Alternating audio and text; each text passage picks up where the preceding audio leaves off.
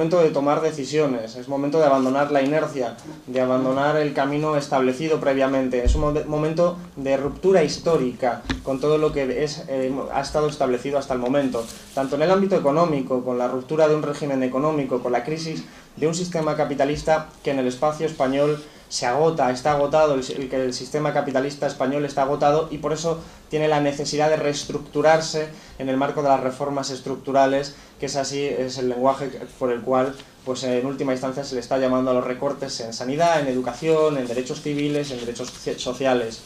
Pero también es un momento de ruptura ideológica, y ahí donde el libro de Juan Carlos quizás tiene mayor valía todavía, porque es un libro que nos va a aportar elementos novedosos, un cambio de paradigma, nos invita a un cambio de paradigma en la forma en la que pensábamos las cosas, porque hasta ahora la ideología dominante nos vendía un discurso, un relato, no solo a los que estamos aquí, que intuyo, deduzco, que somos ya personas concienciadas y que nos gusta pasar una tarde pues escuchando a Juan Carlos en una librería, sino que ese discurso que se difuminaba, se divulgaba por todos los medios de propaganda, a través de la televisión, de la radio, del día a día, incluso entre los bares, ese discurso, ese relato según el cual habíamos alcanzado el fin de la historia, aquella tesis de Fukuyama, el fin de la historia, el fin de las ideologías, ya no quedaba hacer grandes preguntas, ya no hacía falta hacer grandes preguntas como qué modelo de sociedad queremos, hacia dónde nos dirigimos, hacia dónde vamos, sino que ya solo quedaba gestionar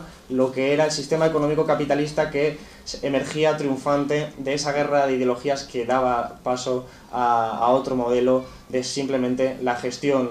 Y ese relato que tiene su cristalización en numerosos aspectos, por ejemplo, el que afecta a la juventud, según el cual hay que estudiar primaria, después secundaria, después ir a la universidad, sacarse un máster, aprender idiomas para tener acceso a un mercado laboral que al principio será precario, pero que en última instancia se consolidará, acceder a una vivienda, siempre al principio en dificultades financieras, pero después acceder a una vivienda, y ese dispositivo ideológico que se encendía en ese relato, que era al final vivirás mejor que tus padres. Ese relato que se ha propagado por esos medios de propaganda está roto, y no solo está roto para nosotros, que ya probablemente habría estado roto desde hace mucho antes, sino que también está roto para la ciudadanía que está en la calle y que hasta ahora no se había preocupado pues, de aspectos políticos, de aspectos sociales, y que sin embargo ahora se encuentra desconcertada, perdida, despistada, sin saber hacia dónde hay que ir. Y es el momento en el que es importante hacer esa labor de divulgación, pero de divulgación seria, rigurosa, sensata, y que llama y anima y llama pues a la organización política de todos los ciudadanos, no confundir política con la política institucional, sino política en el sentido amplio, en el sentido de las calles, las conversaciones en las calles, en los movimientos sociales, en cualquier asociación de vecinos, en cualquier organización social, esa política que hace esas grandes preguntas y que vuelve a resucitar pues esas grandes preguntas pertenecientes a la izquierda clásica que siempre quiso avanzar hacia un nuevo modelo de sociedad distinto, anticapitalista, y que ahora pues surge la oportunidad de convencer a mucha más gente por ese momento en el que nos encontramos. Y además, solo por terminar con estas cuestiones, animo a leer este libro porque es un libro además muy bonito. Es un libro muy bello. Yo le decía a Juan Carlos que además él es un poeta. Él es un poeta y a veces, leyendo el libro, me encontraba subrayando frases por lo bonita que eran y no por la sustancia. Y yo como economista, esas cosas, los economistas sabéis que somos mucho más fríos, pues te encontrabas subrayando algo que era poesía y decías, qué raro, Alberto, estás cambiando. Bien, es culpa de Juan Carlos porque verdaderamente tiene una especie de habilidad, un don a la hora de expresar las ideas. Y creo que eso es muy importante en un tiempo además oscuro. Es un tiempo oscuro en el que, pues como Olga hacía en un artículo reciente, el crecimiento de la extrema derecha es una constante. Lo estamos viendo, es algo que está materializado en las calles, desgraciadamente, y que va creciendo. Va creciendo en Grecia, va creciendo en Francia, pero va creciendo en España, que era sobre lo que hacía el artículo Olga. Es un tiempo oscuro en el que espacio que no ocupamos nosotros con nuestras ideas, espacio que ocupa la extrema derecha, porque intenta canalizar la frustración de la gente, una frustración que se deriva de la crisis capitalista, que se deriva de la aplicación de las políticas neoliberales, esa frustración que el gobierno intenta convertir en resignación, intenta convertir en un deseo de mantenerse en casa encerrado y dejar que el gobierno pueda hacer sus planes tranquilamente sin que la ciudadanía pueda tomar ningún partido por el futuro de su propia vida. Y nosotros creo que tenemos, desde la izquierda en la que yo pues me sitúo, desde la izquierda en la que yo creo en sus valores, creo que tenemos que convertir esa frustración en esperanza, en una esperanza con unos valores de izquierda, en unos valores clásicos, en unos valores de transformar el sistema capitalista, superar el sistema capitalista en un modelo de sociedad alternativo con esos valores. Y eso, evidentemente, no solo se hace desde la resistencia, se hace desde la construcción, y no solo se hace desde la construcción moderna, fría, estable, propia de los economistas, sino que se hace también desde el ánimo, la esperanza, que emanan pues discursos como el de Juan Carlos, esas ideas, esa belleza, porque como en el propio libro Juan Carlos habla, no todo es racionalidad en el comportamiento de los seres sociales, sino todo lo contrario. El componente emocional es muy importante y a veces nos enfrascamos con ideas muy frías, debates muy abstractos que a la gente le queda muy lejano. Sin embargo, elementos emocionales siempre sólidos y serios, sin caer en el populismo superficial que intenta aprovechar de forma oportunista un fenómeno social, pero siempre recurriendo también a esa emoción, a esa sensibilidad que tenemos los seres sociales. Son elementos que plantea el libro y por eso yo creo que ese libro, que lleva además ese título provocativo, en un momento en el que toda la política parece estar desprestigiada, cuando no es cierto, es el momento probablemente en las últimas décadas que más política se hace. Esto probablemente, esta sala no se llenaría de esta forma hace 6 años o 7 años, a pesar de que Juan Carlos era igual de brillante entonces, pero la sensación es que la política está surgiendo con mucha más fuerza, todo lo contrario a lo que se indica en las supuestas encuestas que hablan solo de la política institucional y que efectivamente, en términos de política institucional, sí hay un descrédito además sobradamente merecido. Pero es momento de política, es momento de aprender, es momento de formarse, de organizarse, de movilizarse y es momento de sentarse también a estudiar. Y recomiendo una cuestión para terminar, definitivamente, antes de dar paso a Olga. Es un libro para estudiar y para formarse, he insistido en esa idea, insisto y recuerdo un elemento importante. Estudiarse también es costoso, pero hay que hacerlo. Hay que hincar los codos, hay que subrayar el libro de Juan Carlos, no solo lo bonito, también lo sustancioso, lo que puede ser más duro de leer, porque hay que aprender, hay que dotarse de herramientas no solo para comprender lo que pasa, sino también para convencer a otros. Es las opiniones y las reflexiones que yo he sacado leyendo pues un magnífico libro, que es el que, por eso decía, tales palabras se corresponden, pues porque verdaderamente es un libro que merece la pena. Sin más, voy a pasar a la palabra a Olga, de la que, como decía al principio, pues también aprendo no solo con sus libros, sino con sus artículos, y estoy seguro de que nos puede hacer una reflexión del libro de Juan Carlos apasionante. Muchísimas gracias.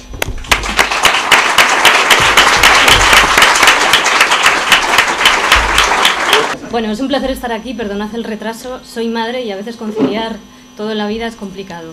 Es un placer estar rodeada de amigas, de amigos, de 2 buenos amigos.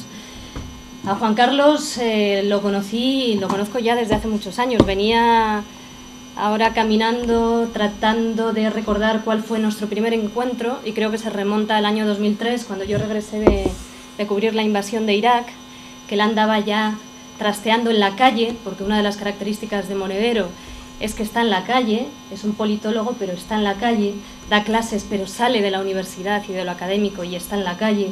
Y ya en 2003, en un momento en el que todavía la calle no latía, como luego iba a latir posteriormente, o latió en un momento dado con el no a la guerra, pero luego parece que se vino abajo, pues él estaba ahí. Yo creo que fue una noche en la que intentamos arreglar el mundo. No cuentes mucho más. En esa noche yo creo que fue nuestro primer encuentro. Luego llegó 2004, llegó el 11M, llegó el 13M frente a Génova, donde él también, bueno, pues tuvo mucho que ver en esa reunión espontánea que surgió frente a la sede del Partido Popular un día antes de las elecciones de 2004. Y seguimos viéndolo en la calle, ¿no? En 2011, pues en el 15M, ahí estaba como una persona más, sin destacar, muchas veces intentando cubrirse bajo una manta de anonimato, escuchando, muy interesado, absolutamente apasionado, por supuesto, como es él, y ante un momento como aquel, pues también mucho más, y sigue ahí. Y yo creo que eso es lo que dota al trabajo de Juan Carlos de un contenido sustancial que lo diferencia de otros muchos libros académicos que en la teoría y en lo abstracto nos pueden resultar muy interesantes, pero que quizás desde mi punto de vista les falta esa vinculación con lo real, con lo tangible, con la calle, con los movimientos sociales. Y esto ya de por sí a mí me parece que es un auténtico tesoro, ¿no?, procediendo de un politólogo.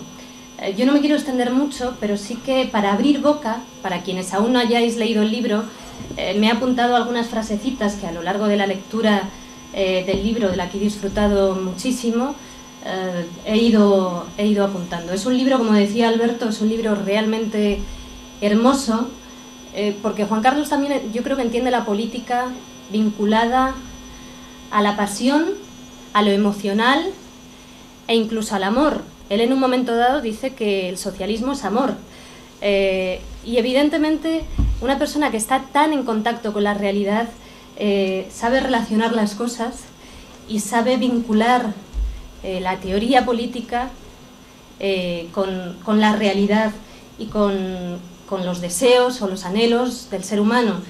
Y ahí no puede quedar al margen de ninguna manera la emotividad, las emociones y el amor. Recuerdo que en 2011 tuvimos una conversación cuando uno de los viajes que hice en 2011 a Egipto, cubriendo las revueltas árabes, a la vuelta coincidimos en el Patio Maravillas, creo recordar, y dando una charla yo hablaba de cómo algunos activistas vinculados a las revueltas árabes y en concreto a Egipto trataban de subrayar no solo el carácter político de la revuelta, sino también el carácter emocional.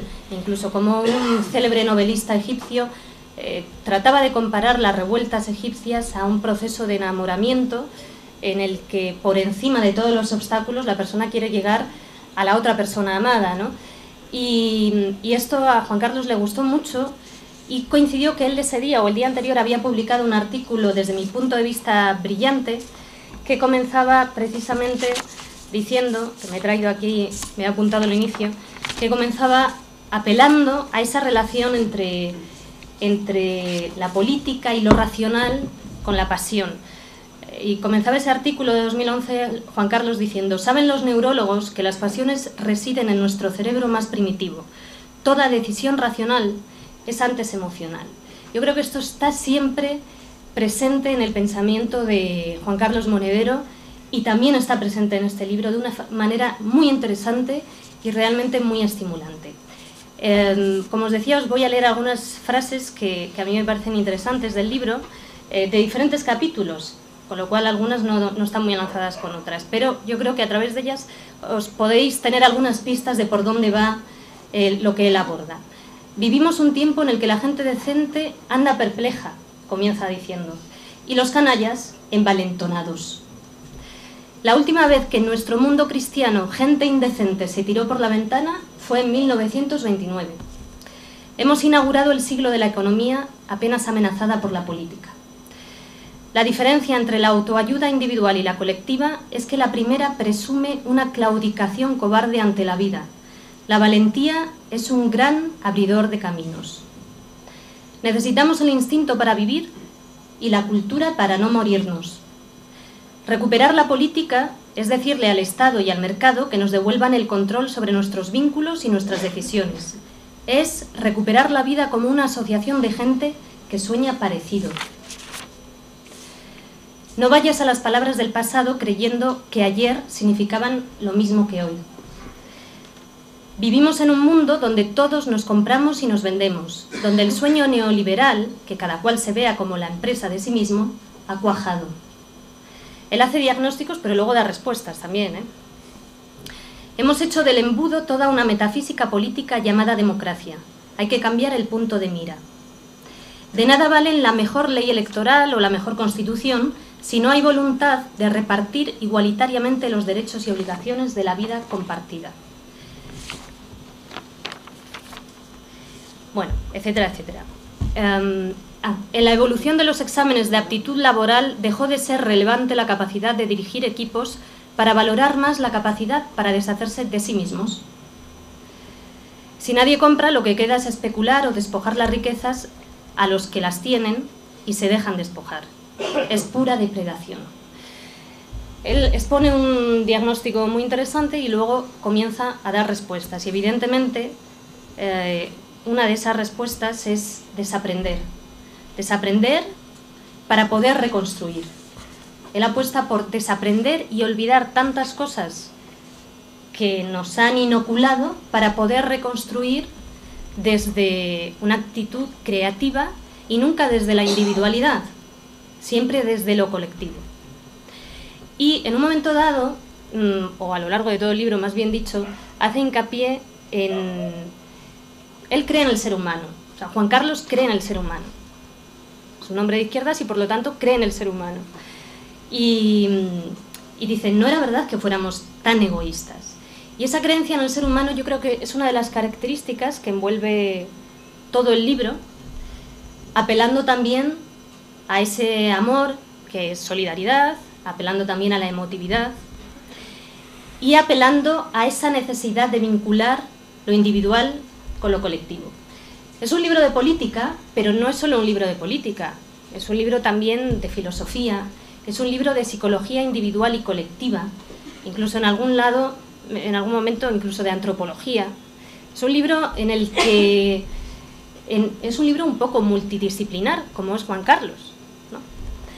Y es un libro vitalista, porque Juan Carlos Monedero es un vitalista. En realidad tiene un alma joven, ama la vida, ama la política, ama lo colectivo y vive con la creencia de que las cosas se pueden cambiar. Y eso es lo que expone en este libro. Y desde esa perspectiva es como él aborda la política. Como decía antes, no nos habla solo de teorías, de abstracciones, sino de esa política vinculada a la vida y de esa política que busca otros modelos en los que nos podemos organizar de manera colectiva. Bueno, tengo por aquí alguna frase más, pero no quiero extenderme mucho.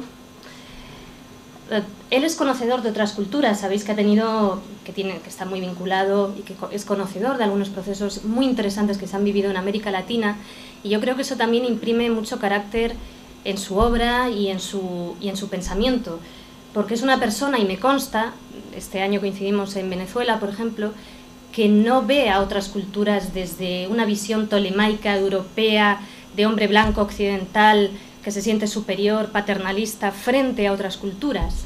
Es un hombre que sabe escuchar a otras culturas, algo que es fundamental y más aún en el siglo XXI, y que por lo tanto ha sabido aprender de esas otras culturas. Y es un hombre que siempre dice que hay que escuchar a esas otras culturas, como buen conocedor de ellas. Y es un hombre, en definitiva, que cree en la gente decente, que es la gente para la que ha escrito este libro. Dice en un momento dado, creer que el ser humano es un ser mezquino y ruin, es verse abocado a apostar tan solo por lo privado, porque si no crees en el ser humano, realmente no podrías ni siquiera apostar por lo colectivo o por la construcción de algo entre todos y por la construcción de lo público. Bueno, le voy a dar paso ya, simplemente quería terminar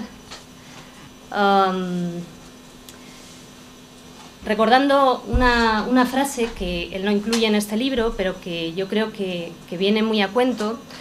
En esta guerra sin balas en la que estamos actualmente, es realmente llamativo y esperanzador que surjan movimientos sociales, iniciativas políticas y sociales muy empeñadas en mantener la dignidad a flote y en luchar. Y como dice un vídeo que está circulando por la red estos días, llamando a la huelga de mañana y en defensa de la educación pública, evidentemente si no luchamos, evidentemente si no buscamos respuestas, evidentemente si no tratamos de ser gente decente y si no tratamos de buscar colectivamente esas respuestas, ya habremos perdido de antemano, ¿no? Y en ese sentido a mí me parece apropiado terminar con una frase del historiador estadounidense Howard Zinn, al que tuve la fortuna de conocer hace unos años, que él era un optimista nato, no desde la ingenuidad, ni desde la ignorancia, ni muchísimo menos, pero sí desde la creencia de que solo creyendo en la posibilidad del cambio y solo buscando caminos podemos hallar respuestas y algún resultado. Si nos instalamos en el escepticismo, nos quedamos sentados en el sofá y no hacemos absolutamente nada. Y decía Howard Zinn que el futuro es una infinita sucesión de presentes y que vivir ahora como pensamos que los seres humanos deben vivir, desafiando el mal que nos rodea, es ya en sí una maravillosa victoria. Con esto termino y doy paso a mi querido amigo Juan Carlos Monedero. Gracias.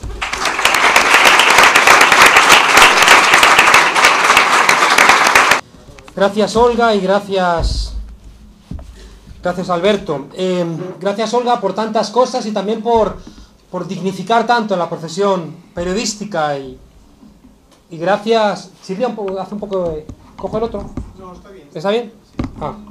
Y gracias por haber sido nuestro corazón, jugándote el tipo, ser nuestro corazón en el corazón de las revueltas árabes. Igualmente, Alberto, gracias por tantas cosas y gracias por darnos esperanza de que la política se puede hacer de otra manera, por contarnos que se puede estar en un partido y no ser patriota de partido.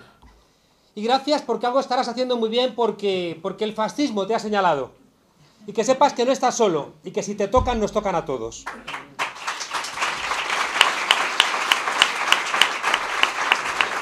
Nos hace falta un curso urgente de política o vamos a seguir buscando excusas y haciéndonos trampas al solitario. Si sirvieran los libros de autoayuda, en esta librería crece y crece el estante con los mismos, pues hace tiempo que no tendríamos problemas. Pero como decían, creo que la única autoayuda real es la autoayuda colectiva. Y la autoayuda colectiva se llama política. ¿Es aburrida la política? Bueno, pues eso dicen también de la música clásica. Es curioso que eso que apasiona a los ricos, a los pobres a menudo les parece aburrido. Alguien se habrá encargado de que las cosas sean así. La chusma que vea Gandía Sor, y eso, que cada vez sea más chusma. Algunos ven Juego de Tronos y se creen súper guays, ¿no? Y también piensan así.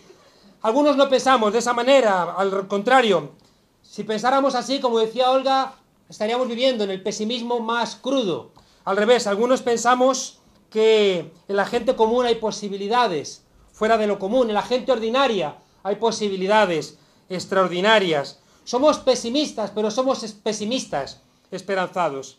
Uno de los problemas que tenemos es que no vemos a la mano que mece la cuna.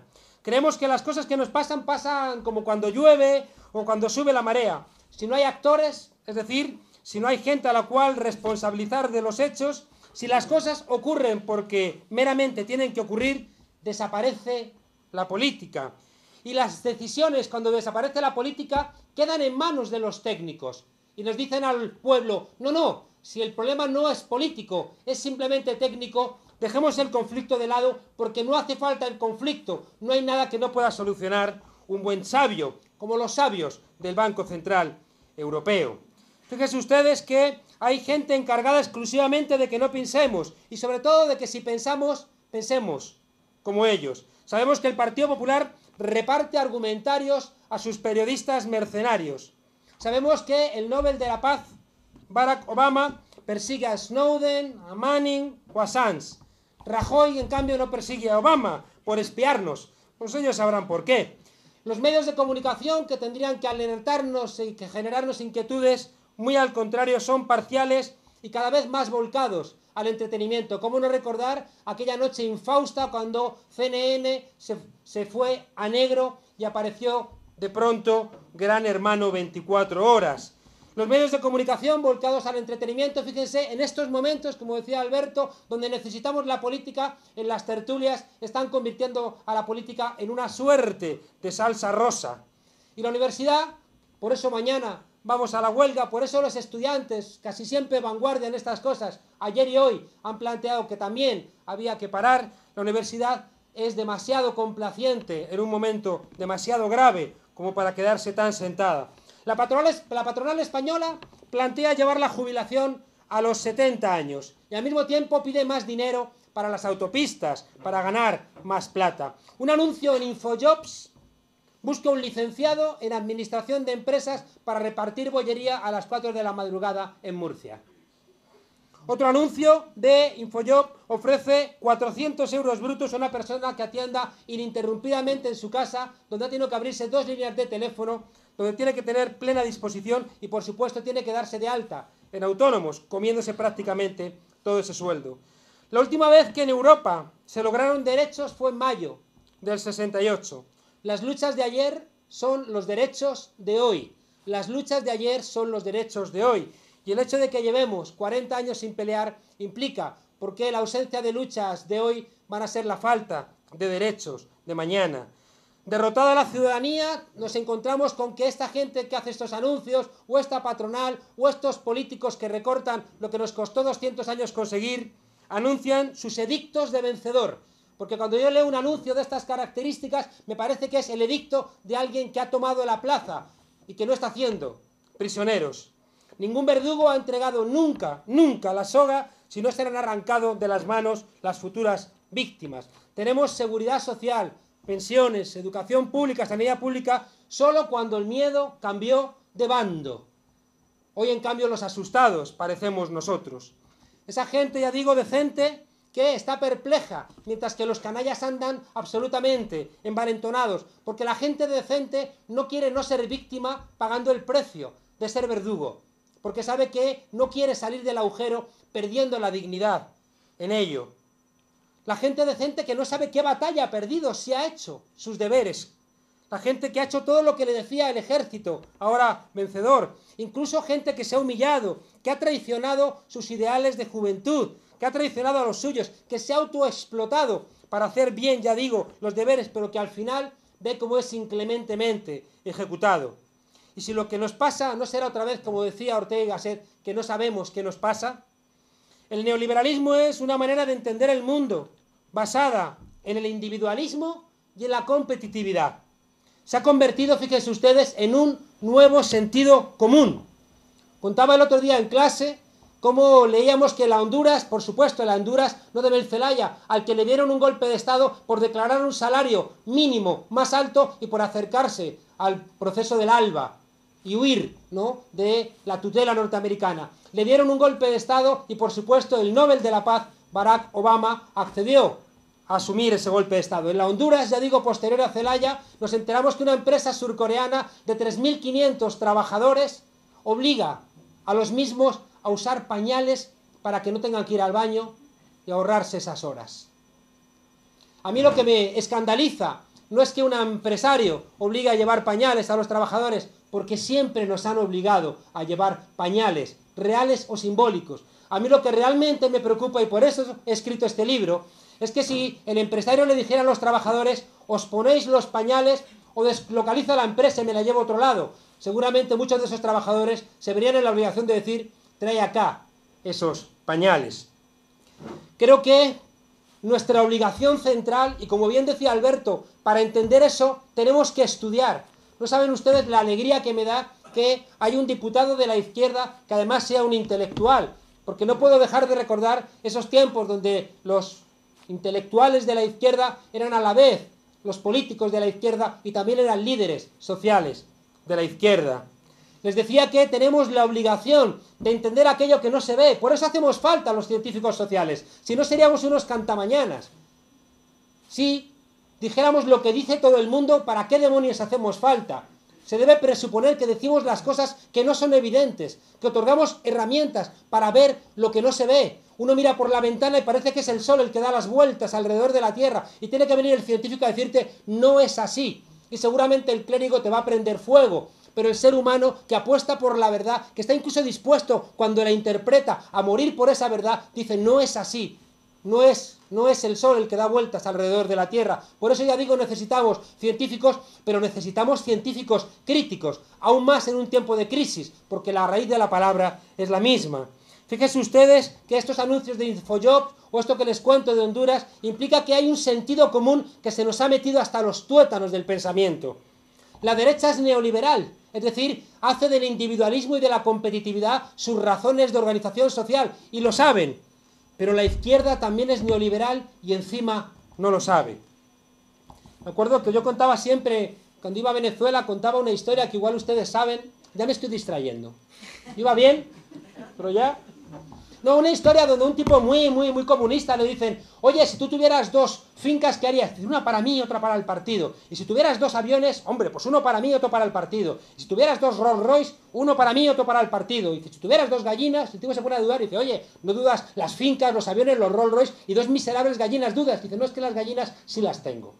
Bueno, pues fíjense ustedes que se me enfadó el Partido Comunista de Venezuela. Fíjense ustedes que la izquierda también es neoliberal y el problema es que no lo sabe. En la Alemania nazi, muchos judíos, la organización política de los judíos, que también eran alemanes, muchos de ellos colaboraron en el propio exterminio. Unos judíos para mí mucho más decentes, se metieron en el gueto de Varsovia, tomaron las armas y se levantaron. Si hubiera habido más judíos copiando el ejemplo del gueto de Varsovia, no habríamos vivido esa infamia del Holocausto. No aprenderemos nunca.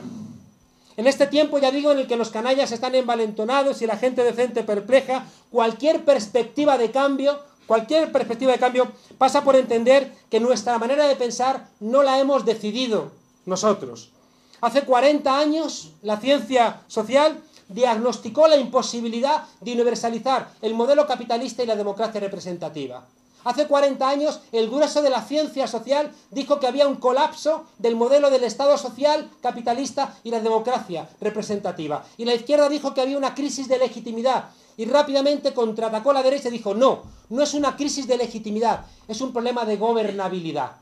El problema no es que los gobernantes sean ilegítimos, sino que la gente está ingobernable. Hace 40 años el diagnóstico estaba claro, pero la izquierda empezó a decir: ¡ay, virgencita, que me quede como estoy!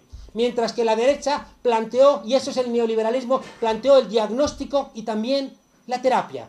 Y nos dijo que había que rebajar la condición social del Estado, y que había que crear un gran mercado mundial y por tanto abrir las fronteras, que había que desregular la economía, que había que mercantilizar la mano de obra, que había que privatizar los bienes públicos, que había que construir organismos supranacionales que fueran capaces de poner en marcha la competitividad que iba a ser más difícil que pusieran en marcha los estados nacionales.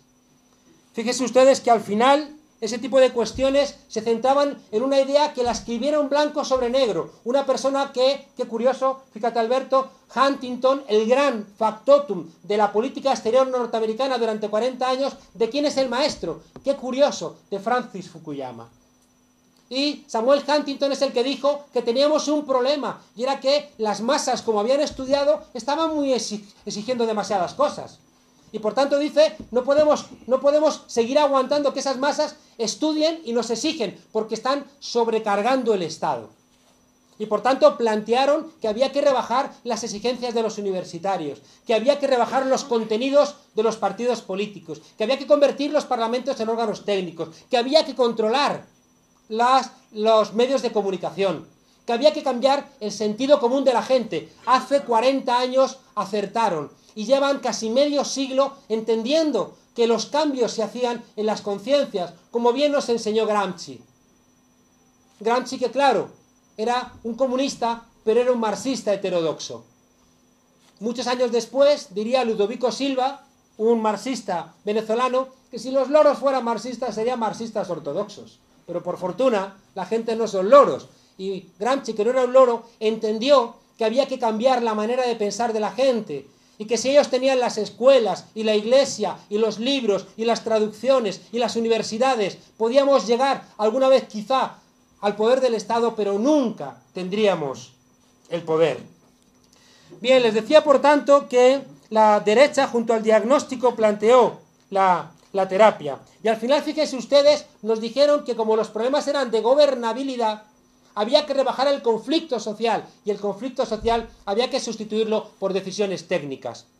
De repente, a los responsables del Banco Central Europeo los llaman los sabios, y parece que hablan en una suerte de arcano muy diferente de los libros de economía que me leo de Alberto, que los entiendo perfectamente. En cambio ellos hablan con una suerte de arcanos que no entendemos, pero al final estamos todos despedidos. Esos sabios, les invito a que miren ustedes las biografías de los sabios del Banco Central Europeo. El que menos tiene un desfalco, una quiebra fraudulenta. el que menos. ¿Por qué? Porque son los presidentes de los bancos centrales de sus países. Les obliga a ser banqueros durante 40 años. Y ser banquero durante 40 años, seguro, seguro, seguro que te llevas al final de algún lado las cucharillas. Bien, le decía que al final no van a ser los pueblos los que tomen las decisiones, sino los expertos. Hay que despolitizar. ¿Qué era lo que le achacaban a Evo Morales, lo que le achacaban a Hugo Chávez, lo que le achacaban a Rafael Correa? Que estaba politizando a la gente. ¡Qué vergüenza! Hay una frase que me da mucha rabia que dice, fulanito que no es sospechoso, como si los demás fuéramos sospechosos, ¿no? Pero nos viene bien cuando alguien del otro bando dice algo que va en la dirección de nuestros argumentos. Y Warren Buffett, ya, frase ya muy repetida, la segunda, tercera fortuna del mundo, dice, claro que existe lucha de clases, la hemos empezado nosotros y la vamos ganando. Y resulta que cuando nosotros decimos que no estamos de acuerdo, o que decimos que hay que cambiar el miedo de bando, o cuando salimos a la calle dicen que estamos rompiendo el consenso, que estamos politizando. Qué vergüenza que antes de ayer el portavoz del Partido Popular dice, la oposición es ultraconservadora y ultrarreaccionaria. Yo lo miraba diciendo, ¿pero vuelven estos a drogarse o qué es el problema, no? Es decir, ¿cómo puede ser que el portavoz del Partido Popular, que dijo hace un rato, hace unos días, había dicho que la bandera republicana era igual que la bandera franquista, ignorante, que no entendía que la bandera republicana era de un gobierno democrático y que además es legal, mientras que la bandera franquista era de una dictadura? Ese mismo tipo resulta que le dice a la oposición política, al PSOE y a la Izquierda Unida, dice, ultraconservadores y ultrarreaccionarios. En fin, eso pasa también porque nosotros hemos renunciado a construir nuestra historia. Este libro también busca reconstruir la memoria, porque como yo digo siempre, la derecha, en esa ausencia nuestra de inventar nuestra propia historia y recuperar los elementos más democráticos, esta derecha hace una línea directa de Viriat y Don Pelayo a Dolores de Cospedal, ¿no? Línea rectita, sin ningún tipo de problema. Y viene Juan Carlos de Borbón a contarnos a nosotros la Constitución de Cádiz. Yo no podía creérmelo. Y por supuesto, sin citar a Fernando VII, su antepasado, que fue el que la abolió. Y resulta que venía el matalefantes venía a contarnos a nosotros cómo tenemos que interpretar la Constitución de Cádiz. Y decía, no tiene usted vergüenza. Claro, ¿cómo no? Si la arma y luego dice, no volverá a pasar, me he equivocado, pido disculpas. Al final no sabemos ni en qué se ha equivocado, ni de qué pide disculpas, ni en fin. Pero bueno, pero como se lo compramos, ¿cómo no van a ser impunes? Fíjese que yo siempre cuento que el primer día que comenzó el 15M, esos muchachos y muchachas que estaban de alguna manera encontrando referencia en Stefan Hessel, porque era un tipo de la resistencia, obligaron a quitar banderas republicanas. ¿Por qué? Porque entendían que eso era politizar, porque les habían robado la historia de su país y no sabían que el primer tanque que entra a liberar París con la división de Leclerc era el tanque Guadalajara, con republicanos españoles que habían seguido en Francia peleando contra el nazismo después de perder la guerra civil aquí. ¿Quién le había robado esa historia a esos muchachos que tienen que reivindicar un francés y que de repente ven una bandera republicana como algo ajeno a su pelea? Bueno, fíjense ustedes que la estrategia de la derecha siempre ha sido despolitizar. En esa frase tan franquista, haga usted como yo, no se meta en política. Y al final los asuntos colectivos pertenecen a las minorías. La izquierda, ya digo, se limitó a querer regresar al pasado por no leer a Carlos Marx. ¿Cómo se ha equivocado la izquierda cuando ha renunciado a su arsenal intelectual? Pues claro que es un error leer a Marx como si fuera un catecismo. Como yo siempre digo, ni Marx ni menos. Claro, pero qué absurdo es renunciar a todo ese arsenal de interpretación del sistema capitalista. ¿Dónde lo vas a interpretar? Claro, lo tienes que interpretar con modas. Y ahí nos encontramos al pobre Partido Socialista teniendo que recurrir a la última moda. A Anthony Giddens, a recurrir a Philippe Petit, a recurrir a George Lakoff y al final a Beatriz Talegón. Decía que esa estrategia que les he contado del libro, que es general, en España siempre se agrava. En España nos encontramos con que el Partido Popular y el Partido Socialista reforman el artículo 135 de la Constitución para dar prioridad al pago de la deuda por delante del gasto social. Tenemos un presidente que se presenta con un programa electoral al que él mismo reconoce desconocer porque se lo han mandado los mercados. Uno se pregunta, ¿quién vota en nuestras sociedades a los mercados? Hay una red de corrupción del partido de gobierno que se esconde entre los vericuetos de la justicia, que tiene dos varas de medir: monarquía, jueces, cajas de ahorro bajo sospecha ciudadana. Pero al final, fíjense ustedes, parece que no somos capaces, pese a esa evidencia del análisis, parece que no somos capaces de transformar las cosas. La oposición, ya digo, tengo la sensación de que en nuestro país sigue demasiado empeñada en parecerse a como era antes, y por eso no es capaz de emocionar a las nuevas generaciones.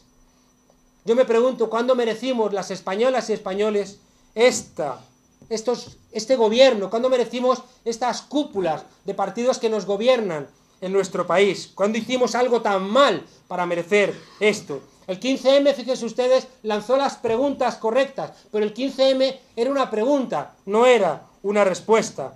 Y fíjense que el corazón de este libro pretende ofrecer algunas de las respuestas.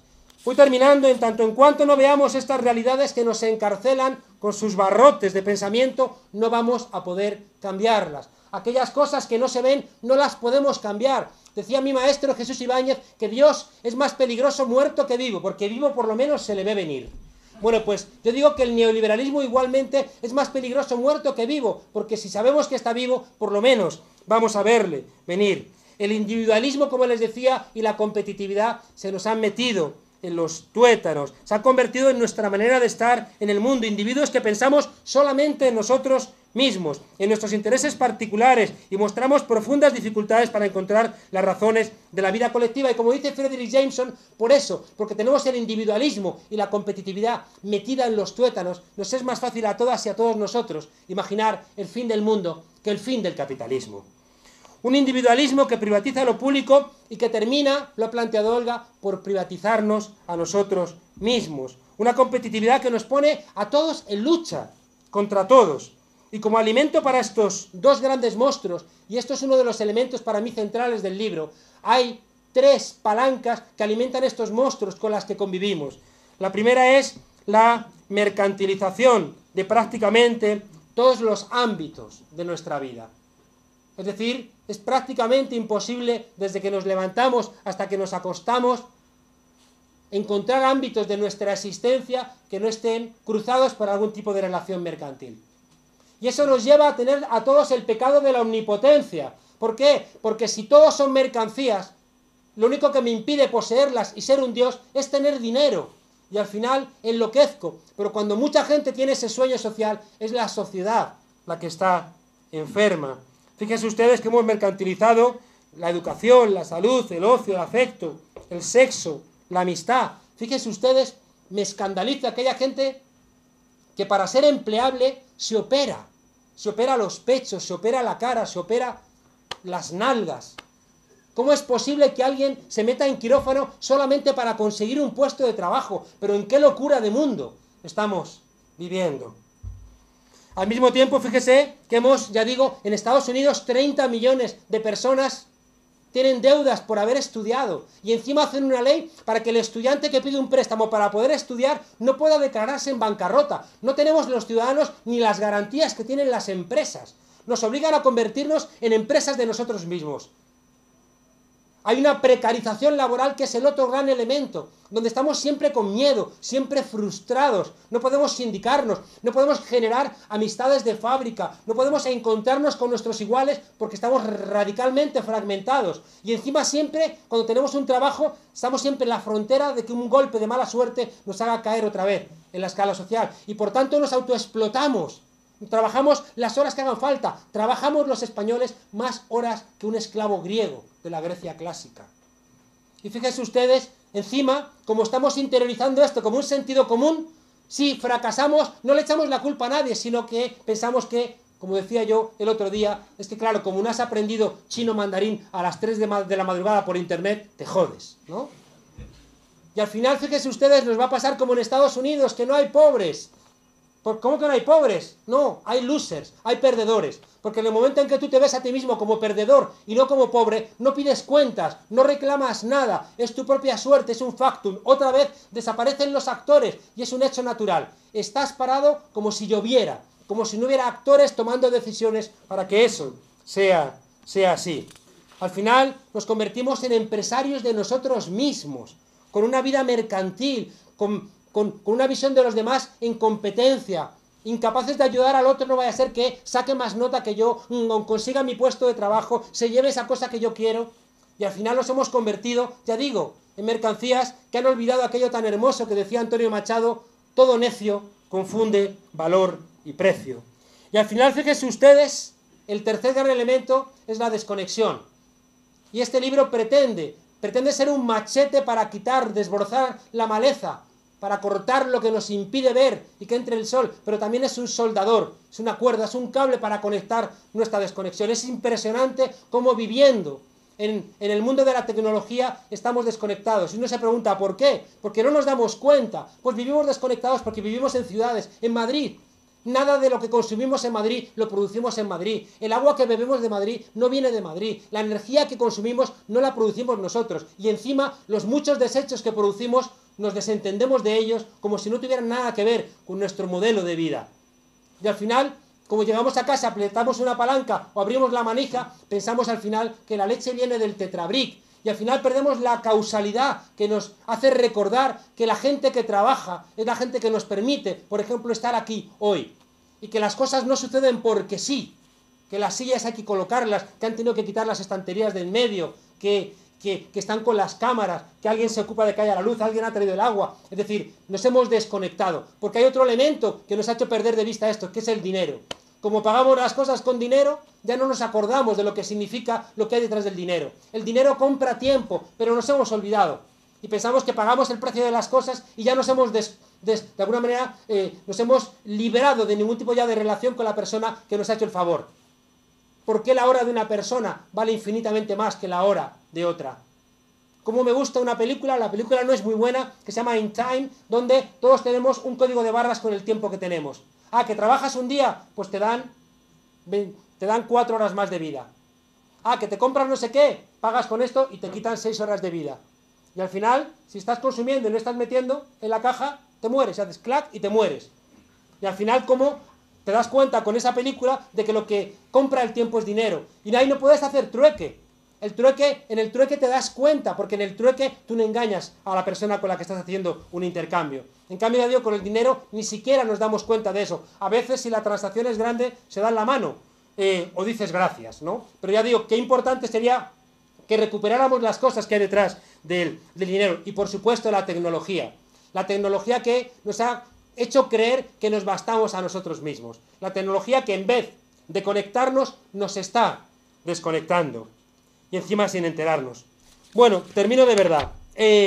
Han planteado la idea de los neonazis, y claro que son muy peligrosos. Claro que la extrema derecha que amenaza a Alberto, la extrema derecha que mata gente, la extrema derecha que se está organizando. ¿Por qué? Porque el capitalismo en crisis siempre ha tenido como una de las respuestas la extrema derecha. Pero me gustaría que entendiéramos que la extrema derecha es el laboratorio del sistema. Es un laboratorio que está adelantando la que sería la última respuesta llegado el caso del sistema. Pero fíjense ustedes, planteaba muy bien Alberto, que la extrema derecha capta, como ya hizo Hitler o Dollfuss o Mussolini, capta la voluntad de personas golpeadas por la crisis del sistema capitalista. Pero la extrema derecha nunca critica el sistema.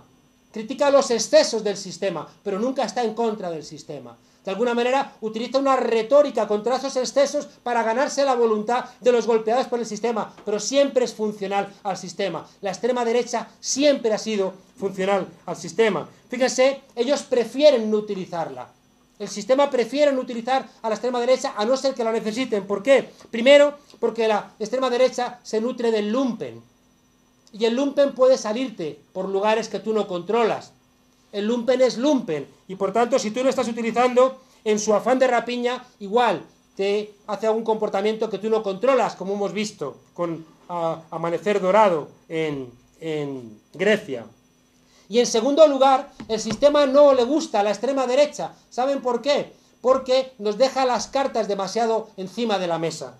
Por tanto, fíjense ustedes, cuidado con engañarnos, porque la extrema derecha, insisto, es el laboratorio y la última respuesta del sistema, pero van a intentar luchar contra él en tanto en cuanto piensan que ahora mismo no es funcional. Pero tengan una cosa muy clara, si la alternativa real fuera entre socialismo y Amanecer Dorado, les prometo que las empresas del IBEX 35, algún partido que ahora dice que es de centro, y todos esos políticos a los que con demasiada frecuencia les toca la lotería, o se ven en los palcos de fútbol, o son amigos de los constructores, si la alternativa fuera socialismo o Amanecer Dorado, estarían con Amanecer Dorado. Si se quiere salir de la trampa neoliberal, hay que dar por acabado el tiempo de la confusión y el tiempo de la resignación. Vamos ya sabiendo lo que nos pasa, vamos ya entendiendo cuáles son los mecanismos. Vamos a convertirlo en un nuevo sentido común. Vamos a intentar estos análisis convertirlos en el argumentario de nuestra cotidianidad, para que el sentido común ahora vigente parezca una cosa de marcianos. Vamos a construir de una vez, por tanto, con ese nuevo sentido común, una democracia que merezca ese nombre. Y como bien planteaba Olga, para eso hay que desaprender muchas cosas. A menudo lo importante no es lo que ignoramos, sino las cosas que sabemos mal. Yo siempre he dicho que la sabiduría del 15M era su ignorancia. ¿Por qué? Porque no sabía que era imposible, fue y lo hizo. En cambio, si tú sabes cosas pero las sabes mal, ahí estás perdido. Tienes que vaciarte primero de tanta basura para que te quepa algo nuevo en la cabeza. Fíjense ustedes que creo que el tiempo de las sonrisas con los que nos golpean y nos maltratan, creo que se tiene que acabar. Creo que el tiempo de la contemplación también se ha acabado. Creo que hay que terminar, ya digo, con simplemente asumir como si fueran parte del paisaje a esos que nos dicen que hay que alargar la jubilación a los 70 años, al tiempo que piden más privilegios para sus empresas. Creo que hay que acabar con esos concejales que dicen que se tiene que terminar eso de hacer deporte gratis. Hay que terminar con los ministros arrogantes que entienden que la universidad y la educación solo es para los que vengan ya estudiados de familia. A los que gritan que hemos vivido por encima de nuestras posibilidades, porque además hemos aprendido que no hemos vivido por encima de nuestras posibilidades, que a lo sumo hemos vivido por encima de nuestras necesidades. Y entender que hemos vivido por encima de nuestras necesidades nos da armas para luchar contra esos que nos dicen que hemos vivido por encima de nuestras posibilidades. O esos que salen de los juzgados donde han ido denunciados por haber vaciado las cajas de ahorro y salen riéndose y diciendo, ricos como se han vuelto, que hicieron lo mejor de lo posible.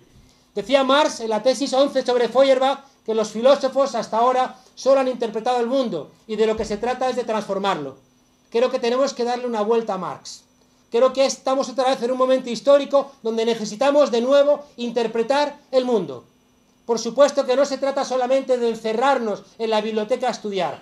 Creo que tenemos que seguir poniendo freno al desmantelamiento de 200 años de logros obreros y ciudadanos. Pero si no entendemos lo que nos ocurre, a menudo lo único que vamos a estar haciendo es luchando contra los excesos del sistema y no vamos a tener las herramientas profundas para transformarlo. Por eso, fíjense ustedes, creo que al tiempo que es momento de frenar el desmantelamiento de lo ganado en estos 200 años, es tiempo de volver, ya digo, a interpretar el mundo. Hay preguntas, fíjense ustedes, que no tienen fácil respuesta. Por ejemplo, ¿por qué la gente humilde apoya a los partidos que quieren solventar la crisis cargándolo sobre las espaldas de la propia gente humilde? Si estuviera en Italia yo me preguntaría ¿por qué una monja vaticana de misa y comunión diaria apoya a un putero sinvergüenza canalla como Berlusconi? Porque una parte importante de esa ciudadanía apoyaba a su propio verdugo.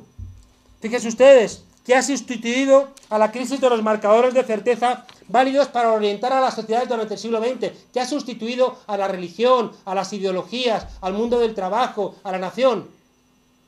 Tenemos que intentar entender qué es lo que ahora orienta, porque si nos damos cuenta de que hemos perdido esos marcadores de certeza, a lo mejor nos damos cuenta de que somos de estas personas que sin darnos cuenta creemos que hundido el partido, hundido el sindicato, hundida la fábrica, hundida la iglesia, solamente queda en pie el gran centro comercial. ¿Cuál es el sujeto hoy de la transformación social? Chávez, que no venía de ninguna rama de la izquierda y por tanto no podía ser ni del Frente Judaico de Liberación ni del Frente de Liberación Judaica. Como Chávez no venía de ninguna tradición de la izquierda, no sabía que las revoluciones no se pueden hacer sin la clase obrera. Menos mal que no lo sabía, porque allí no tenía clase obrera para hacer ninguna transformación. Y cuidado, la revolución en América Latina, como decía Lula, es comer 3 veces al día. La revolución es hacer aquello que sea prácticamente imposible en tu sociedad. Y allí es comer 3 veces al día, era prácticamente imposible. Por eso alimentar a ese pueblo 3 veces es una revolución. ¿Qué es la revolución aquí, en nuestros países? ¿Qué es aquello que es imposible que cambiemos? ¿Qué es lo que tiene que cambiar en nuestra manera de pensar para que digamos que ha operado un cambio revolucionario? ¿Son los partidos políticos instrumentos válidos? Fíjese cuántas preguntas por responder, donde yo aquí simplemente intento aproximarme. Lo decía Olga, yo soy un pesimista pero esperanzado, o un optimista trágico. Soy pesimista porque creo que nos han robado nuestra forma de pensar. Soy pesimista porque creo que la hegemonía es neoliberal. Soy pesimista porque sé que el sentido común de la época está guiado por el individualismo y la competitividad. Soy pesimista porque sé que las crisis del capitalismo se zanjan siempre con violencia, exclusión y con guerra. Pero soy profundamente optimista. Primero, porque me sitúo en una hipótesis de victoria. Soy optimista porque pongo en marcha la voluntad, el optimismo de la voluntad, para no quedarme anclado en esa derrota. Porque sí que he aprendido durante todo este tiempo, y me lo enseñaron mis maestros, que el que se queda en el pesimismo ya ha sido derrotado. Y a veces nos hacemos trampas del pensamiento y no salimos de ahí.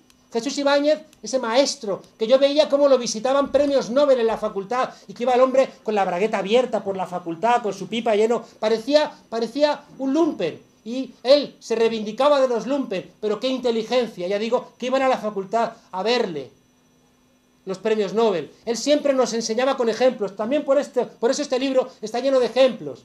Yo siempre cuento, cuando llegué a Alemania, había un profesor de los importantes del mundo de la ciencia política que estuvo 15 minutos diciéndonos, el primer día de clase, los ejemplos son la claudicación del pensamiento, los ejemplos son la muerte del pensamiento.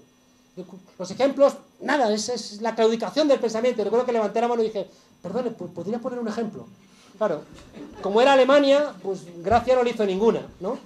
Yo venía de una tradición donde Jesús Ibáñez nos contaba para explicarnos la escuela de Frankfurt, para explicarnos cómo la inteligencia de la escuela de Frankfurt fue incapaz de transformar nada, fue incapaz de frenar al fascismo, fue incapaz de dar soluciones. ¿Por qué? Y él nos ponía el ejemplo del sapo que odiaba al ciempiés, porque el ciempiés se movía siempre contoneándose de una manera muy elegante por la selva, y el sapo estaba condenado a arrastrar el trasero. Y un día, para hacerle la vida imposible, el sapo canalla le dijo al ciempiés, oye, tú cuando te pones en marcha, ¿cuál es la primera patita que avanzas? Y el ciempiés, que no había leído ni a Olga ni a Alberto, pues se quedó parado ignorando que le bastaba avanzar cualquier patita para recuperar el movimiento. Por eso, fíjense ustedes, y ha insistido mucho Alberto en ello, necesitamos análisis que nos pongan en movimiento, no análisis muy sesudos que nos paralicen, que nos hagan sacar la lengua y decir, no puedo respirar, no. Tenemos que hacer análisis correctos, pero luego tenemos que respirar. Por eso somos pesimistas, porque los análisis lúcidos nos obligan a ser pesimistas, pero somos esperanzados, porque, ya digo, la voluntad de quien confía en la gente sabe que hay algo profundo en la humanidad que nos permite saber que vamos a salir incluso de los pozos más grandes en los que hemos vivido en la historia. Soy pesimista, ya digo, porque al igual que en 1986, España hoy está en venta. En 1986, Jacques Delors dirigió, siendo presidente de la Comisión Europea, dirigió un consorcio empresarial que decía, invierte en España, no seas idiota, España está en venta. Y ahora celebramos todos que viene Bill Gates a comprarnos. Yo cuando Bill Gates se acerca, me echo mano a la cartera. Bueno, termino de verdad, como les decía, estoy esperanzado porque la gente se está dando cuenta de que ya no valen los mecanismos tradicionales para procesar demandas. La gente ya se está dando cuenta de que el poder ha descontado las huelgas, las manifestaciones, las comparecencias parlamentarias, la abstención, las comparecencias, las entrevistas en los medios de comunicación. Prácticamente ha descontado todo, pero ahí seguimos nosotros y por eso mañana vamos a ir a la huelga, aunque el gobierno la haya descontado, porque cada vez que hacemos una huelga y el gobierno la descuenta, va creciendo nuestro fondo de conciencia de que necesitamos convertir los mecanismos democráticos en mecanismos de transformación social. Estoy esperanzado porque el 15M es el que ha impedido que en España haya crecido más la extrema derecha, porque el 15M surgió para decirnos que esto no era una crisis, sino una estafa. Y para decirnos que la culpa no es de los inmigrantes, ni de los sindicatos, ni de la izquierda, sino que la culpa es de unos políticos que, cuando dejan los cargos en los gobiernos, entran a trabajar en las mismas empresas a las cuales ellos han favorecido, mientras que estaban en el gobierno. Y esperanzado porque el 15M ha dicho que no somos mercancías en manos de banqueros, y la gente está generando, ya digo, poco a poco, esa conciencia. También estoy esperanzado porque cuando ocurren barbaridades como las de Lampedusa, no respondemos como vemos que responde la extrema derecha en Grecia, sino que aquí se nos parte el corazón y nos da asco vivir en una Europa donde muere gente como han muerto estos inmigrantes de Lampedusa. Y sabemos que cada vez más que seguramente resuena alguna diputada como la Fabra, y cuando hay muertos en Lampedusa o gente golpeada, sabemos que van a decir que se jodan. Pero vamos acumulando mucha rabia, y yo estoy convencido que esa rabia va a poner va a activar esas patas de nuestra transformación social que está en lontananza. Vamos a atrevernos, por fin, a asumir que somos hijos maltratados, esposas maltratadas, padres maltratados. Vamos a entender que los que nos maltratan lo hacen solamente porque no hemos entendido que debemos y podemos pararles los pies. Basta que sepamos la verdad, porque la verdad, como decía Lenin, es revolucionaria. Siempre en América Latina he terminado mis charlas contando una historia que me parece muy esencial y no me canso de repetirla, aunque me dicen que soy un pesado. Es una historia de Betinho, un brasileño. El bosque arde. Todos los animales huyen despavoridos. El rinoceronte, el león, la jirafa. Y de repente el pequeño colibrí se para, va al río, toma una gota de agua con su pico y va hacia las llamas. Y los demás animales, que son todos del Partido Popular, PID, muchos del PSOE, de Convergencia y Unión, le dicen: ¿a dónde vas, loco? ¿Qué te crees, que vas a apagar el fuego tú solo? Y el colibrí dice: yo voy a hacer mi parte. Les invito a que no se carguen toda la responsabilidad en sus espaldas. Les invito solamente a que hagan su parte. Y ojalá yo haya hecho mi parte escribiendo este libro. Muchas gracias.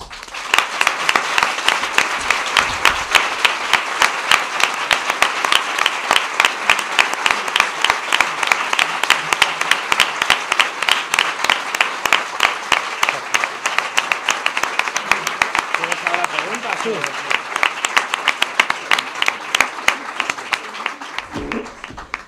Bueno, después de esta magnífica intervención y brillante de Juan Carlos, pues abrimos un turno de palabras y La relación entre periodistas y políticos.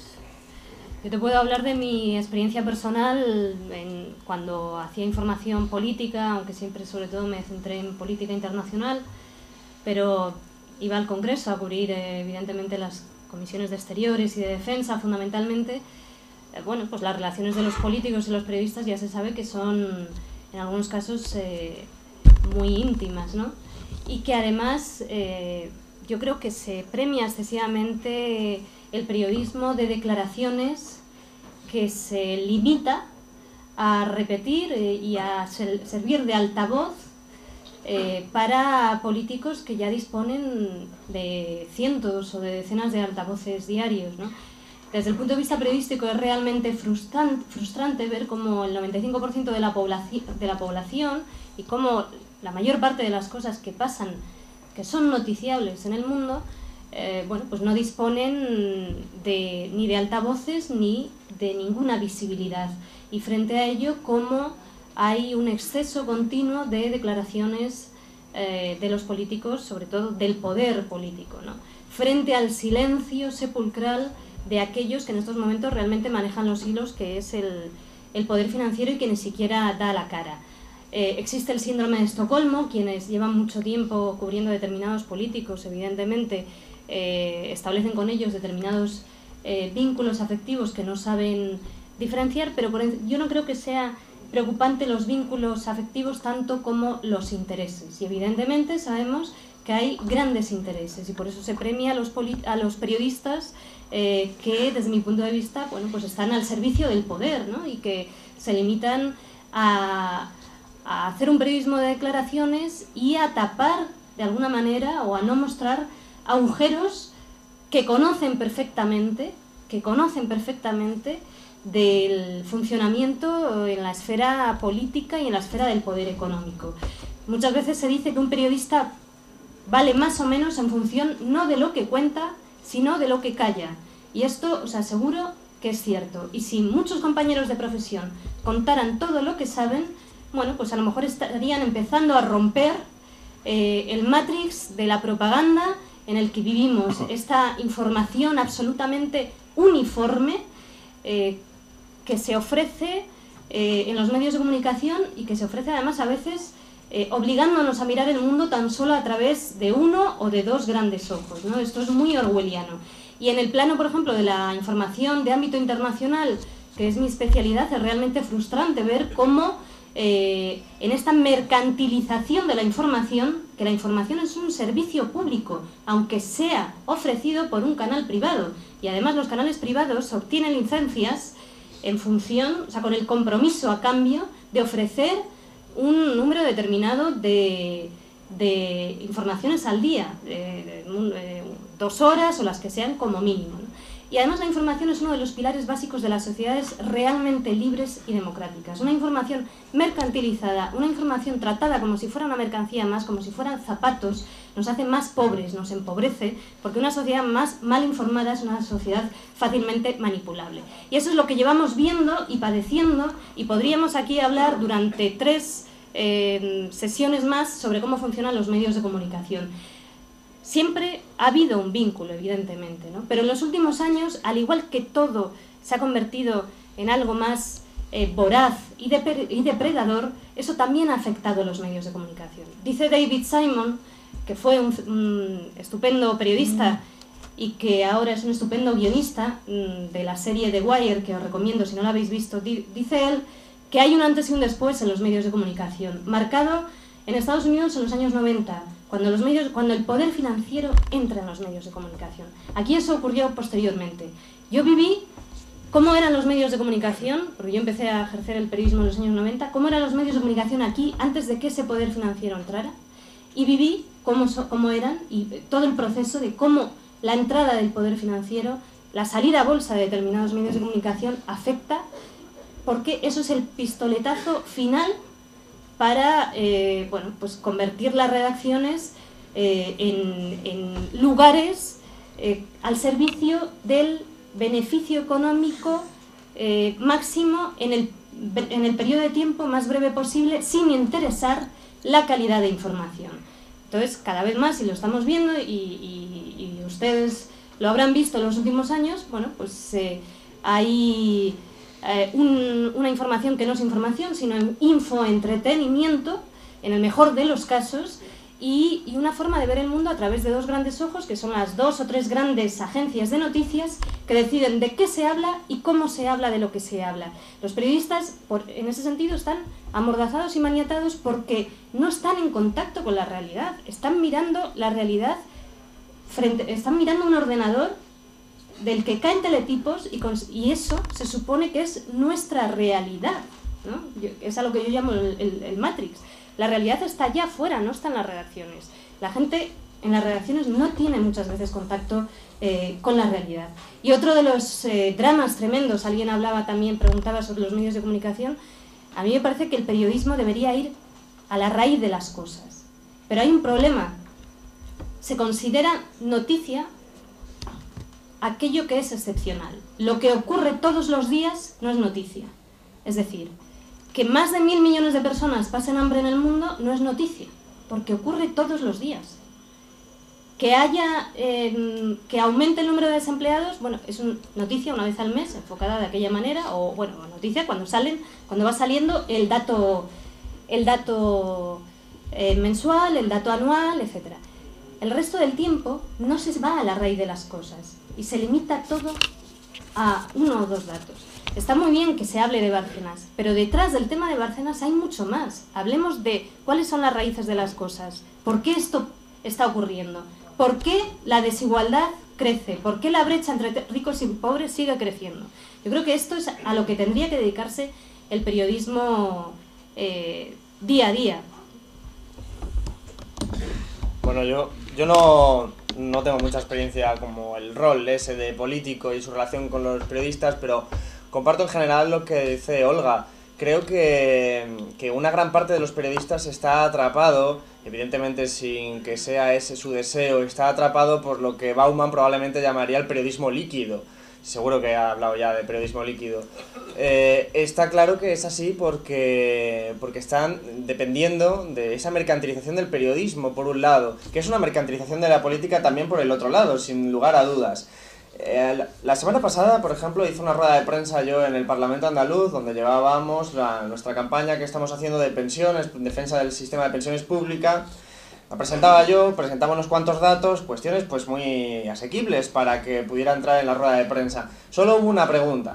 La pregunta era: Alberto, ¿tú vas a ser candidato de la Junta de Andalucía? Y yo dije que eso no procedía, que no lo iba a ser, etc. Bueno, pues como dije que no lo iba a ser, la noticia no fue lo que yo presentaba. La noticia fue: Alberto se autodescarta para la Junta de Andalucía. Y ese es el ciclo, porque es lo que vende dentro de una mercantilización de la política. Otro ejemplo chistoso, pero que también tiene su gracia y tiene que ver con lo de los teletipos que decía Olga. El Twitter, pues una vez, de coña, pero había pasado de verdad, que me habían robado la bici. Y prácticamente aquí probablemente mucha gente sepa que me han robado la bici. Hay que preguntarse cómo es posible. Pues fue posible porque yo lo puse en el Twitter de una forma pues sarcástica, de que los recortes llegaban hasta la puerta de mi casa y que me habían robado la bici. Pues una agencia cogió la noticia: al diputado de Izquierda Unida le roban la bici. Los periódicos de prensa local pusieron: al diputado de Málaga le roban la bici. Y periódicos de extrema derecha como Intereconomía también lo sacaron. Es más, Intereconomía, que es la televisión, el periódico era La Gaceta, Intereconomía hizo un debate sobre 15 minutos sobre lo incoherente que a un diputado comunista le robaran la bici y protestara. Todo esto es la sucesión del seguimiento a un político, pero con vistas a transformar lo que es su mensaje en un producto y poder vender algo. Y ese es el gran dilema que ocurre entre la relación que nosotros vemos en el día a día. Lo mismo, se preguntaba sobre el argumentario. Nosotros en Izquierda Unida no tenemos argumentario. ¿Será porque somos desorganizados o lo que fuera? ¿O porque somos una organización muy heterogénea, muy flexible y que al final pues nos debemos a nuestros principios y lo que hacemos es pues prácticamente improvisar en las comparecencias o en las intervenciones en las que no hay nadie, no hay ni diputados, va a haber periodistas. Entonces realmente esos fenómenos pues hacen que se mercantilice todo, y a mí me da mucha rabia que venga una persona y me diga: yo soy experto en comunicación política, te recomiendo que utilices esta palabra, te recomiendo que no sé qué. Yo entiendo que son útiles, pero es una forma de envasar la ideología y venderla como un producto, y eso es una desgracia para aquellos que pensamos en las cuestiones que planteaba Juan Carlos, de las grandes ideas, las grandes preguntas. Esas grandes preguntas no entrarían nunca en una rueda de prensa. O sea, lo que ha dicho hoy Juan Carlos, un periodista, digamos, que sigue el día a día el Congreso y que tiene que sacar mañana una noticia, tendría dificultades para encontrar algo que vender mañana que fuera novedoso. Entonces, realmente, en ese sentido, lo que yo he visto ha sido esa mercantilización de la política, esa mercantilización del periodismo. No veo que haya problemas, digamos, entre...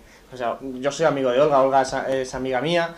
Y en realidad, si Olga en algún momento determinado, porque es su profesión, tiene que hacer un seguimiento crítico de mi labor, yo no tengo ninguna duda de que lo va a hacer, pero es la labor que está ejerciendo como periodista crítica con todo, no solo con lo que son los ajenos a su propio modo de pensar en un sentido amplio, sino también con los del entorno. Nosotros, por suerte, pues algunos tenemos una figura y una forma de pensar que no es corporativista, por lo tanto no estamos sometidos a ese escenario del argumentario propio que lleva al y tú más y lleva a otra serie de productos homogéneos, monolíticos, que cansan, y yo creo que es una de las razones. Pero la relación entre los periodistas, pues aparte de que hay muchos casos que sí que vemos, tiene más que ver, y lo comparto, con el interés de algunos periodistas con respecto pues al lugar que ocupan en la escala del periodismo, pero sobre todo dentro de ese círculo por el cual tienen que vender, se deben a las audiencias, se deben al número de lectores, y al final hay que hacer periodismo basura porque el propio sistema te empuja, porque no dejan de ser empresas privadas que tienen que ofrecer una ganancia,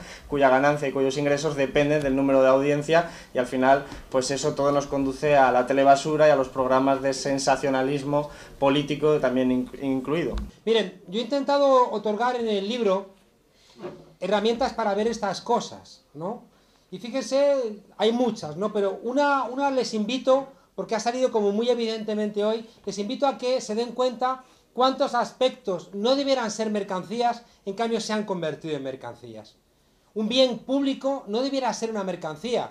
Y fíjense, lo hemos interiorizado tanto que hemos caído en la trampa de pensar que lo que no es una mercancía tiene que suministrarlo el Estado. No. También hay un sector público no estatal, ¿Por qué? Porque una parte del argumentario es que como el Estado también se ha mercantilizado, como el Estado, fíjese qué curioso, también se ha mercantilizado, hay gente que dice, no, pues para que lo mercantilice el Estado, que lo mercantilicen las empresas. Y entonces ahí aparece, como bien dice Olga, la necesidad de que nos hagamos cargo los ciudadanos y las ciudadanas de ese sector público que no tiene por qué ser estatal, pero que suministra bienes que no los suministra el mercado, porque el mercado, por definición, es un lugar de las desigualdades. Fíjense que en esto que estamos discutiendo ahora mismo, vemos cómo los periodistas, la propia información se convierte en algo mercantil que se compra y que se vende. Y en ese sentido se sujeta a esa lógica y por tanto todo aquello que genere dinero está bien. Y aquello que puede generar información pero que no interesa, desaparece. Y fíjense que al igual que los periodistas se han mercantilizado, al igual que las noticias se han mercantilizado, los políticos se han mercantilizado. Hay un capítulo en el libro que creo que para mí es muy importante, donde hablo de dos cosas que tienen que ver también con la pregunta de la compañera sobre el anarco-ONGismo, ¿no? Es decir, es muy fácil criticar a los partidos políticos. Está chupado en todos lados. Pero deberíamos ser conscientes de que las dictaduras lo primero que hacen es prohibir a los partidos políticos y a los sindicatos. Por tanto, cuidado, porque criticando el funcionamiento concreto de los partidos y de algunos comportamientos concretos de los sindicatos, tiramos por la ventana a los partidos y a los sindicatos y estaríamos peor. Estaríamos mucho peor. ¿Qué es lo que tenemos que entender? Lo que llamamos en la ciencia política la cartelización de los partidos políticos. Es decir, los partidos se han convertido en un cártel, donde lo que buscan es maximizar sus votos y tienen que cumplir una serie de reglas si no son expulsados. Y dentro de esas reglas, donde todos tienen que buscar en el caladero del centro, porque los partidos, fíjense ustedes, lo que buscan ahora es no molestar. Un partido no busca tanto convencer a gente como molestar a menos gente, porque cuanta menos gente molestas, más probabilidades tienes de recibir votos. Y por eso se van todos yendo a ese no lugar, que es el centro, que como yo digo en el libro siempre, es un sitio falso, es un sitio que no existe. Ustedes no van a ver nunca delante de un pelotón de fusilamiento a alguien antes de que lo maten gritando ¡viva el centro! Porque por ser de centro pues no te fusila nadie, ¿no? Entonces fíjense ustedes que esa cartelización convierte al político en un sitio medio feo. Yo he dicho antes que hay una cosa que me empezó a gustar mucho de Alberto antes de conocerlo personalmente, era que no era un patriota de partido. Y eso descolocaba sobre todo a su propio partido. ¿Por qué? Porque un partido no entiende que de repente hay un corrupto en la organización y tú digas a la calle. No. Esta mañana, antes de venir para acá, escuchaba al representante de los Mossos de Escuadra que les han pillado dando un palizón a un tipo y matándolo, ¿no? Y el tipo haciendo corporativismo. Bueno, hay que ver. Y ya le dice, el periodista le dice, pero oiga, una pregunta muy concretita, ¿no? Además ahora como el Papa nos ha salido medio rojo, ¿no? Claro, el Papa de repente al millonetis alemán le dice, monito, fuera, se ha gastado. Y en una semana lo fulmina, ¿no?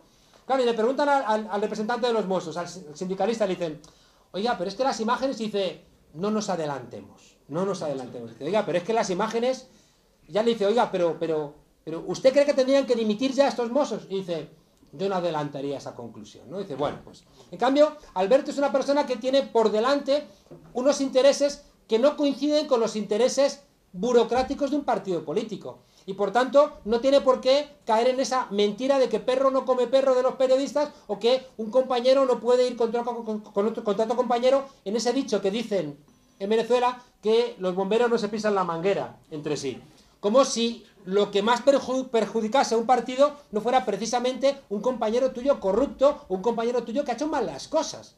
Pero fíjese, al convertirse los partidos políticos en estructuras mercantiles que lo que van es a maximizar el voto, están vendidos. Y los propios diputados están vendidos. Porque tienes que conseguir tener votos. Para conseguir tener votos tienes que ser... Para que tu partido te escoja tienes que ser conocido. O tienes que tener recursos. Para tener recursos tienes que estar vinculado a los grandes grupos comerciales. Para ser conocido tienes que pactar con los medios de comunicación. Si no, no eres conocido. Si no eres conocido, no aportas maximización de votos a tu organización. Al final, fíjese, esa mercantilización genera una cartelización. Que hace cierto una cosa que decía Maurice Duverger cuando afirmaba que un diputado de extrema izquierda está más cerca de un diputado de extrema derecha que de sus propias bases. Y como yo estoy diciendo ahora, un tertuliano de extrema izquierda está más cerca de un tertuliano de extrema derecha que de sus propios oyentes. ¿Por qué? Porque también las tertulias se mercantilizan y al final...